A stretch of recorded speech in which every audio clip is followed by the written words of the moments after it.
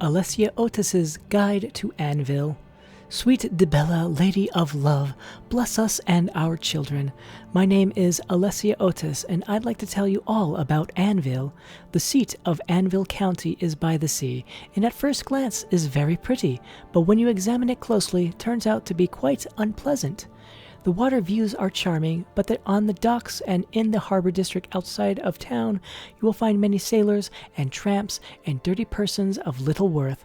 Castle Anvil is clean and well ordered, and within the town walls some houses are bright and cheerful, but others are derelict and abandoned, or shabby and neglected, with plaster fallen in patches from the stonework, and lunatics and drunkards may be encountered everywhere. Castle Anvil. The ruler of Anvil is Countess Milona Umbranox.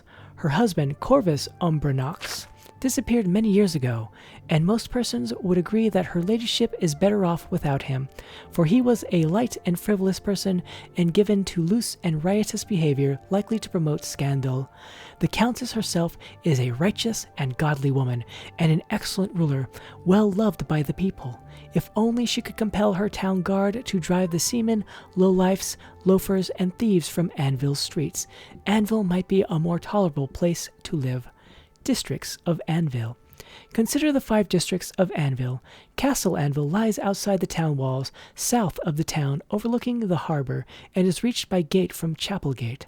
Within the town walls are 3 districts: Chapelgate in the east, Westgate in the west, and Guildgate between Chapelgate and Westgate. Harborside lies outside the town walls, south of the town, and is reached by a gate from the Westgate district. Chapelgate. A more beautiful chapel may not be seen in all Cyrodiil. A quiet garden for meditation with a fine statue of Dibella lies between the chapel and the town wall, and across from the chapel is a lovely garden and covered arcade where worshippers are protected from the elements. Regrettably, the people of Anvil seem little inclined to appreciate these advantages and are seldom seen worshipping in the chapel.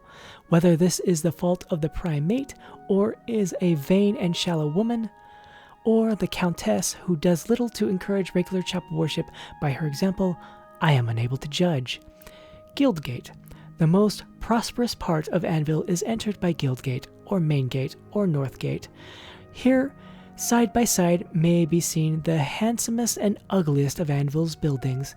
The guilds are kept clean and in good repair, and both Mages Guild and Fighters Guild are unusually ambitious and industrious by Cyrodiil's common standard.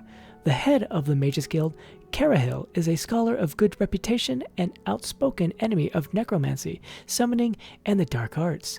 The Fighters Guild here is well staffed and active, and shows no sign of the feckleness and poor morale of chapters elsewhere in Cyrodiil. However, next to the Mages Guild is a ruin, long boarded up and abandoned, and a prominent eyesore. Westgate. This is the residential district of Anvil.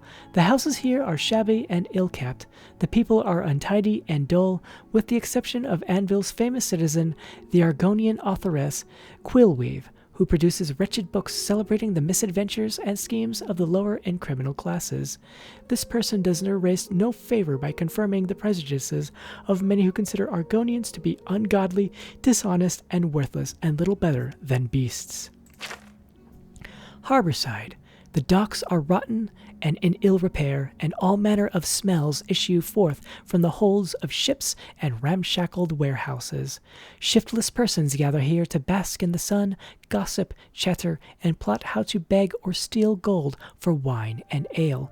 Here a good woman named Mirabelle Monette runs a house for homeless sailors, but, I'm sorry to say, her mistaken tender-heartedness and charity only encourages malingering and drunkenness.